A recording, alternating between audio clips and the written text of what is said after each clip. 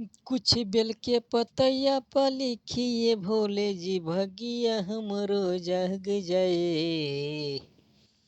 कुछ बेल के पतैया पर लिखिए भोले जी भगिया हमरो जग जाए।